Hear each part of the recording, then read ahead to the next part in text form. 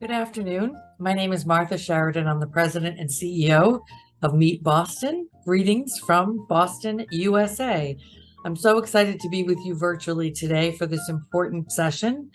My apologies that I couldn't be with you in person, but hopefully in the near future, I will be able to visit your beautiful destination. Today, I'm not only representing myself as the CEO of Meet Boston, but I'm also here as the co-chair of the Meetings Mean Business Coalition, which is a division of the U.S. Travel Association. I share the duties as co-chair with my friend Stephanie Glanzer from MGM in Las Vegas. And I'm happy to talk to you today about the movement in the US towards amplifying the importance of meetings, why meetings are so important, not just here in the US, but globally, and how Meetings Mean Business is going about spreading that word. I'll also tell you a little bit about how we're doing in Boston and what's new here. And just happy to be with you all and share some really important information. So off we go.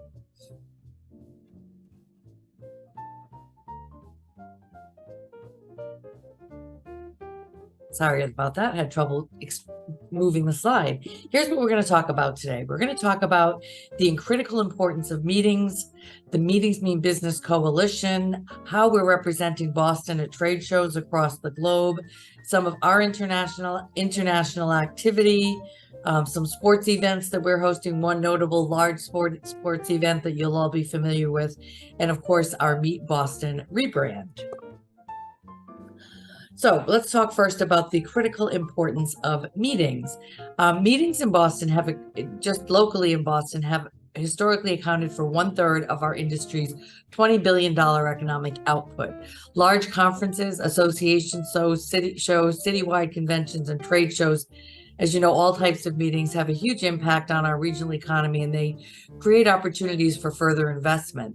At the national level, prior to the pandemic, something that we're still all referring to, meetings generated nearly $1 trillion annually for the US economy and employed over 6 million people. So remember that number. We're going to get back to that in just a minute. So I'm sure it's no surprise to any of you who are part of this incredible sector, what the meeting sector means to all of our communities, to our countries, and of course to the world, and still trying hard to get back to where we are pre-pandemic levels. So the U.S. Travel Association Meetings Mean Business Coalition is a group of meetings-related businesses, destinations, hotels, airlines, etc., that are banded together to make sure that we impact the messaging around meetings, mostly in the U.S., but I think that our reach goes far beyond that, as you will see when we talk about Global Meetings Industry Day that we all support across the globe. But just quickly, in 2021, the U.S. Travel Association, like all of us, recognized the acute impacts that the global pandemic had on the meeting sector, and that we were significantly lagging behind other aspects of the travel industry in recovery. I'm sure that many of you from different destinations across the globe recognize that the leisure travel sector came back much faster than the meeting sector, and we are still trying to recover to 100%, although that recovery has been getting better and better.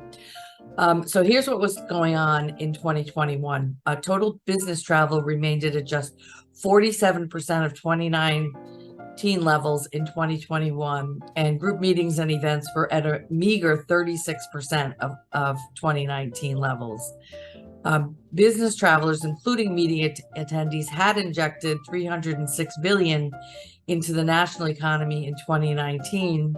And that number had recently plummeted to less than 100 billion. This was back in 2019, in 2021. And that decline wiped out 1.5 million direct travel jobs and 30 billion in travel generated taxes. So across the board, losing that incredibly valuable meetings revenue, the meetings economy, had a profound impact on all of our communities across the globe. But in fact, what we like to advocate at the Meetings Mean Business Coalition is that great things happen when people come together, which is the premise of our coalition.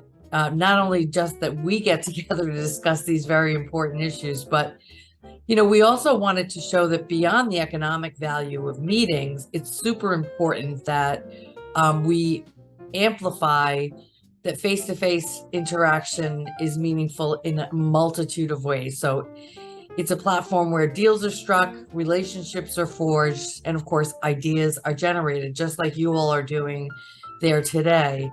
And that's what Meetings Mean Business is all about. It shows the real power of what business meetings, conferences, conventions, incentive travel, trade shows, and exhibitions collectively do for people, for businesses, and for communities. We're all familiar with Global Meetings Industry Day.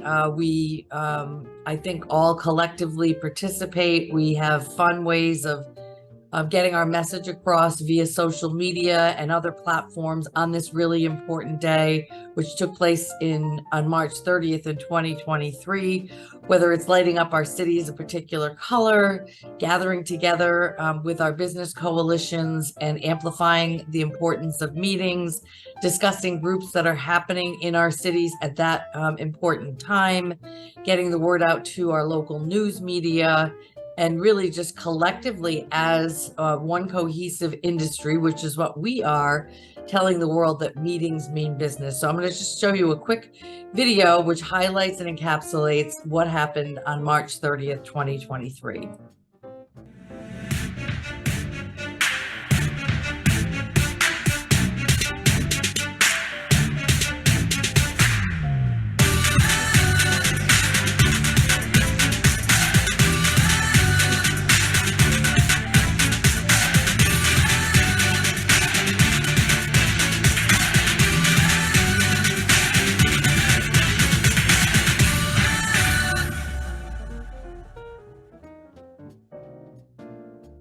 So I'm not in the room, but it would be great if those of you that participated in GMID 2023 could raise your hand so you can show your colleagues that you were a part of this incredible movement. And now I'm just trying to advance my slide, but it's not. No, it's that one. Here we go. So what else do we do at the Meetings Mean Business Coalition? Most importantly, we want everyone to become a meetings advocate. We want people to know the facts. What do meetings mean? Now, these are US stats, but I'm sure across your cities and your destinations, you have this data available to you. So in-person meetings, we know, are irreplaceable. They drive commerce and they drive networking. But they're also very important for job fulfillment. They allow people to advance themselves professionally, which we are all doing here today. They reinvigorate employee engagement. We know that virtual was very important to us during the pandemic, but I think since the pandemic, we all recognize how important and how valuable face-to-face is with fellow employees in driving engagement amongst us. It increases productivity, and this is a survey taken in the US. It attracts and retains top talent. So, when you're hosting a meeting of your corporation, your association, your organization, your employees are participating. They're getting excited about what they're doing on a day-to-day basis. They're sharing stories. They're swapping best practices. And all of this leads to improved job performance. And of course, I think we'll all agree that meetings foster stronger relationships. They also foster stronger leadership skills. They benefit company culture. And 8 in 10 people prefer in-person brainstorms and collaborative meetings over virtual ones. And I'm sure you're all experiencing that this week at your meeting, where you're networking together with your colleagues face-to-face, making meaningful contacts, and hopefully making friends that you will be able to contact whenever you need to. Of course, meetings foster industry education and training opportunities. This is at its most basic form. It's the ability to gain and share new ideas and best practices, the ability to learn about the latest technologies. innovations and insights. And I don't know about you, but during the pandemic, I certainly would log into online trainings, but I just never felt that degree of compelling information coming at me. I had a tough time staying focused on the information. Much more difficult when you're remote than when you're face to face. And since I've been back to face meetings in recent months and years, I've absolutely felt like I've gained so much more from the educational opportunities presented to me. Of course, this is so important. Meetings and getting together face to face, and travel in general really increases sympathy and awareness. It broadens cultural understanding. It helps us learn about different cultures, different people, different ways of doing things. And of course, that increases empathy as well. So how do you become a meetings advocate? Well, one good way to do it within your communities is to figure out a way to share this important data on your social media channels. So those social media channels that are most meaningful in your areas. And here are some samples of a toolkit that the U.S. Travel Association put together for the U.S. Meetings industry. On things that we could share during GMID, but also at any time of year. We don't want the meetings industry just to be in the spotlight on that one day. We want this to be a continual advocacy effort that works 24/7, 365. So, we want to talk about how meetings create jobs. We want to talk about how investments in meetings are growing, that meetings are international, that meetings drive the economy, and that meetings accelerate business growth. So see if within your own communities, your own network, your cities, your destinations, your corporate entities, do you have this sort of a toolkit available? If not, perhaps you could advocate for starting such a toolkit so that you can become more active on the advocacy side. We cannot let the general news cycle take over the narrative on what meetings mean. We have to drive that narrative ourselves.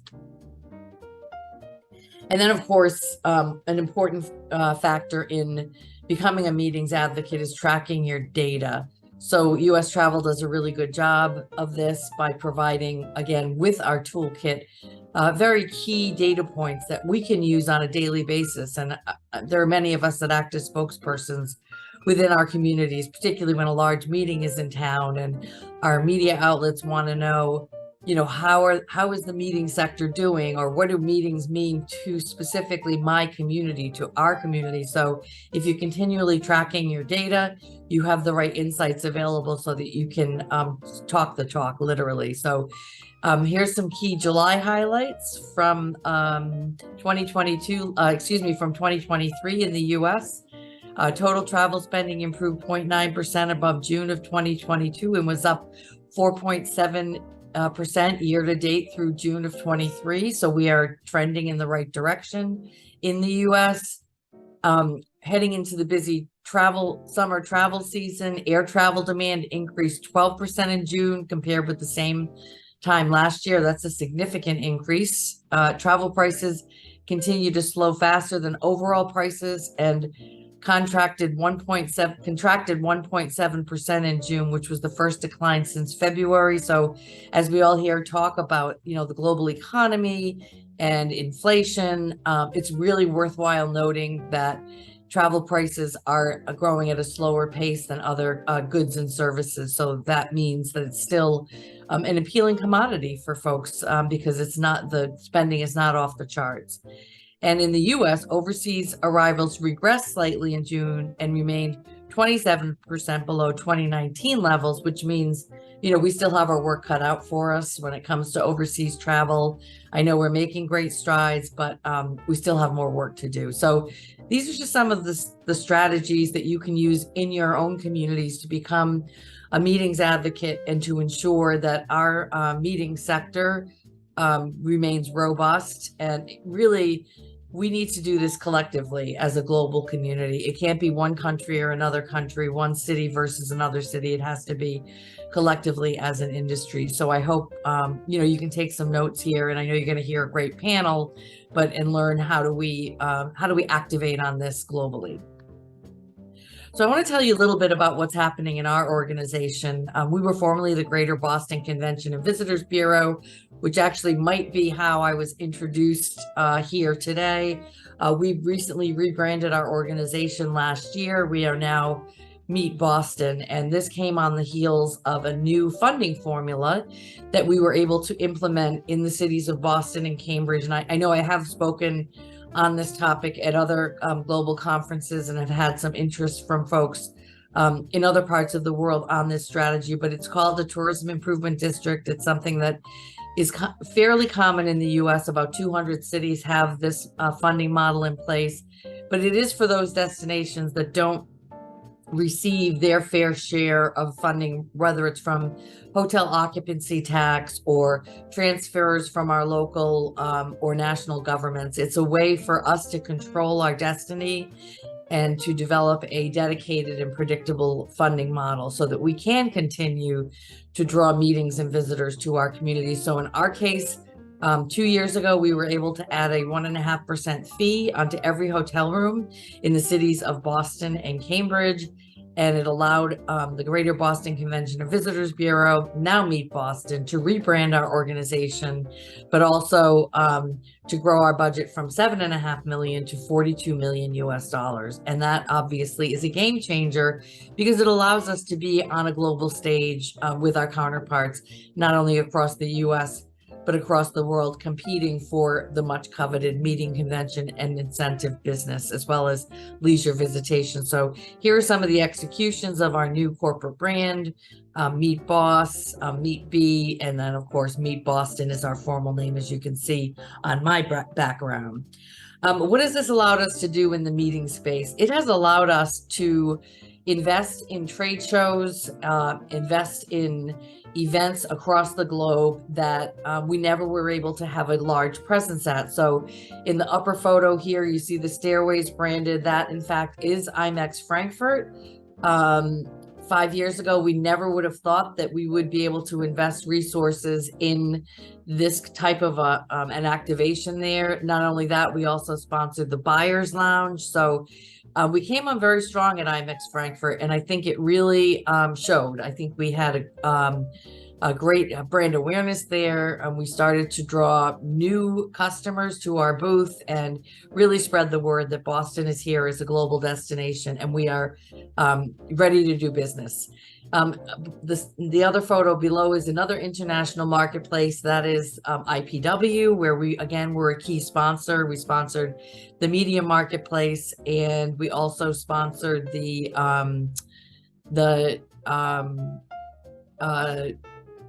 trade show. We did a huge presence at the trade show, so very, very meaningful for us.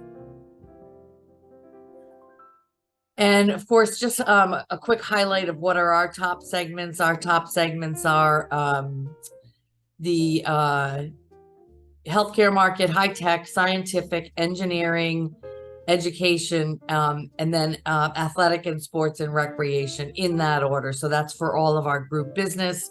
I'm sure it's not unlike some of your top markets, but they pretty much mirror the industries that call Boston home, and mirror what type of industries are growing and thriving here in the greater Boston area. And then we've significantly impacted and expanded our footprint across the globe. We now have representation for meetings, for media, for leisure visitation in several countries in Europe, in the UK, including Ireland, Germany, and Italy, as well as the UK, excuse me. And then we're looking to activate in Canada, France, Brazil, Australia, and South Korea coming up soon. We do a lot with fam trips. As I mentioned, we do a lot with sponsorships. And then, of course, we do a lot with international activations. So as I mentioned, we did IMEX Frankfurt in May. We will also have an activation at IMEX America coming up in October, IBTM World in November.